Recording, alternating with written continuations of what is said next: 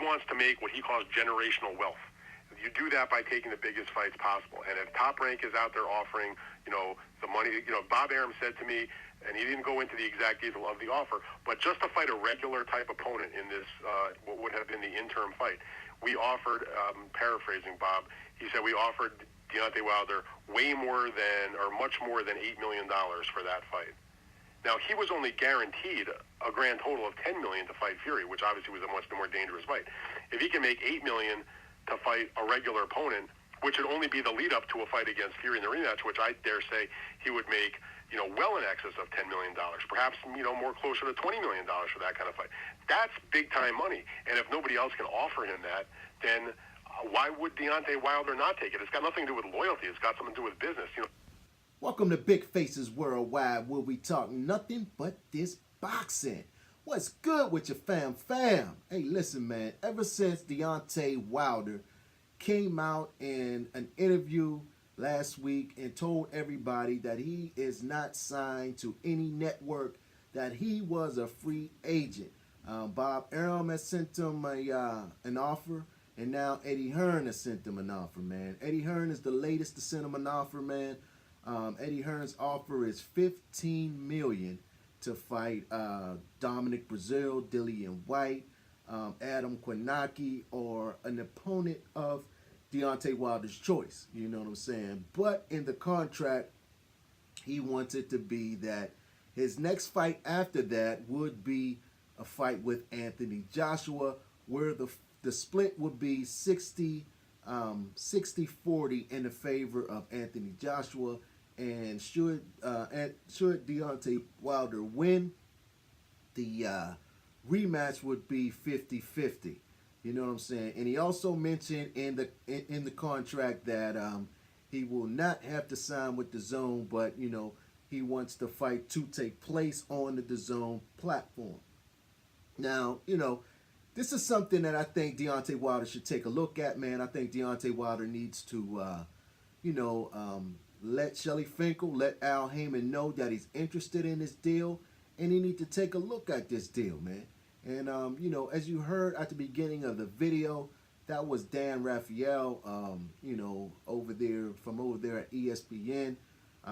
He said he talked to Bob Arum, and Bob Arum made Deontay an offer, man, which, some people originally thought that it was $5 million, man. But we just heard from Dan Raphael that it was well over $8 million for Deontay Wilder to fight a low-level heavyweight. You know what I'm saying? And, that's a lot of money, man. That's a lot of money. So if we're saying a lot more than $8 million, you know what I'm saying, I'm figuring at least $11-12 million. Right around, it could be $15 million. Could be right around what Eddie Hearn is talking about. You know what I mean? Maybe Eddie's offer is a little bit more than Bob's offer, man. But Eddie Hearn is trying to get in front of the curve, man. Eddie Hearn knows that, Bob Arum has offered Deontay Wilder a contract, and Eddie's thinking that if Deontay Wilder accepts this offer from Bob Arum,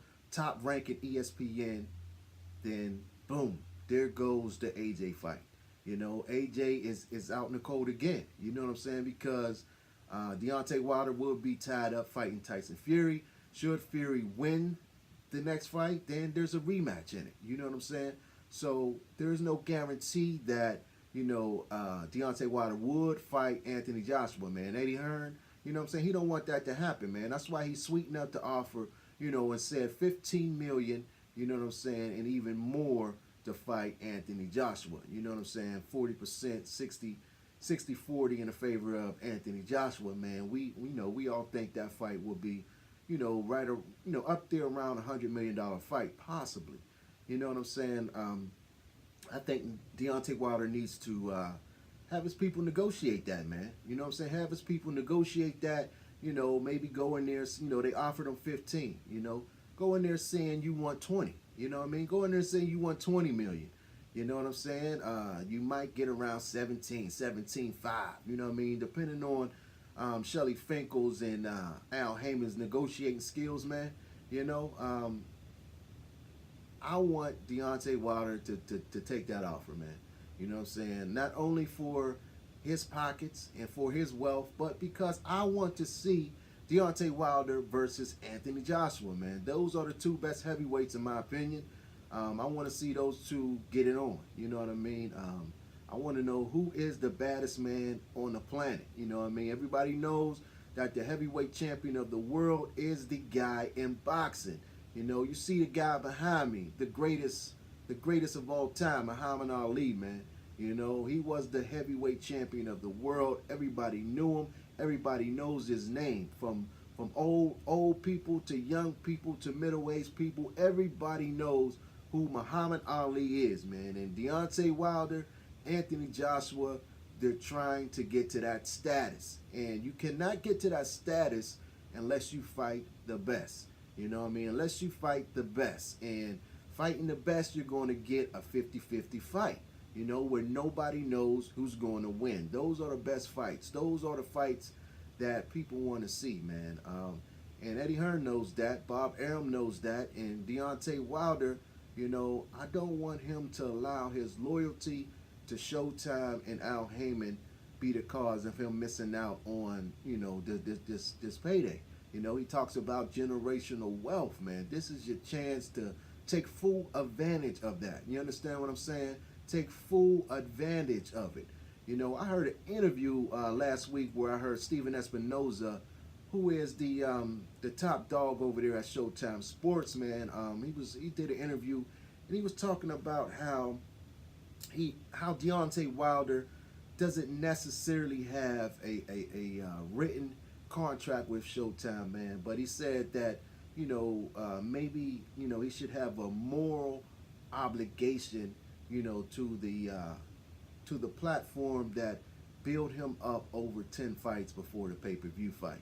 They said they invested their time, you know, their money into Deontay Wilder to build him up into the fighter that you see today, man. And you know, in other words, Steven Espinoza was saying that, you know, he opened the door for Wilder before, you know, people really knew who Wilder was. You know, he let him fight on his platform, and he built him up with the broadcast team and, you know, everybody over there at Showtime. They built Deontay Wilder up and for 10 straight fights leading up to the pay-per-view, man. And, you know, and Deontay Wilder has been loyal. You know what I'm saying?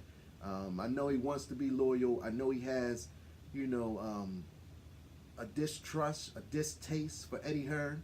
You know what I'm saying? Because, you know, Eddie Hearn dragged him through the mud last year with them negotiations. He talked about him bad, man. He embarrassed him, you know, man, and he just did him dirty. And Deontay Wilder feels some type of way about that, man.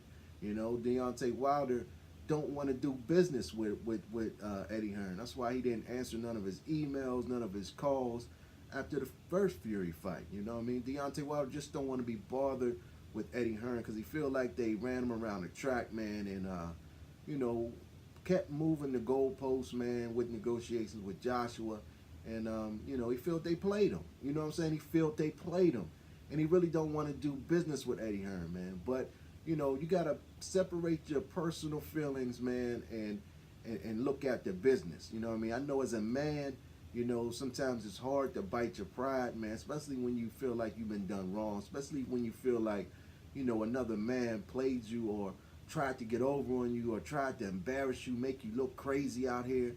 You know what I'm saying? Sometimes you got to look at the bigger picture, man. You got to think of your family. You got to think of your future. You know what I mean? You got to look at it. You're 33 years old. I believe he turns 34 in a couple months. I believe his birthday's in October. You know what I mean? So the clock's ticking. You know what I mean? The clock's ticking. Sooner or later, Deontay Wilder's going to be out of his prime. You know, Fury and Joshua, they under 30, I believe. You know, they around 30 and under 30, man. They still got, you know what I mean, a couple more years in the tank, man. They definitely younger than Deontay Wilder. They definitely going to be more fresher than Deontay Wilder if they let another year or two pass. You know what I'm saying? Just think about Triple G. You know what I mean? Had Triple G fought Canelo a couple years ago, I believe it would have been a different fight. And it's a shame that we had to wait until Triple G got 34, 35 years old for him to fight someone real. You know what I'm saying? For someone to step up to the challenge and him to fight someone real. And Danny Jacobs, I believe he was like 34 years old. You know what I mean? Imagine if Triple G fought Danny Jacobs and Canelo in his prime, around 29, 30 years old, man. I believe we would have saw a totally different fight, you know. And Deontay Wilder is 33. The clock is ticking, man. It's now or never. Shit or get off the pot. He needs to make this. You need to make these moves right now. And I hope he does not let loyalty let him miss this money train, man. Because, you know, these networks, these promoters, they are throwing money at Deontay Wilder because they know Deontay Wilder is a, you know, it's a sought-out commodity, man. People want to watch Deontay Wilder. You know, his platform has risen since the fight with Fury, man. He's the biggest draw on Showtime. You know, he's the only one over there at Showtime doing more than a million. You know, 1 million views over there. Deontay Wilder's the only one.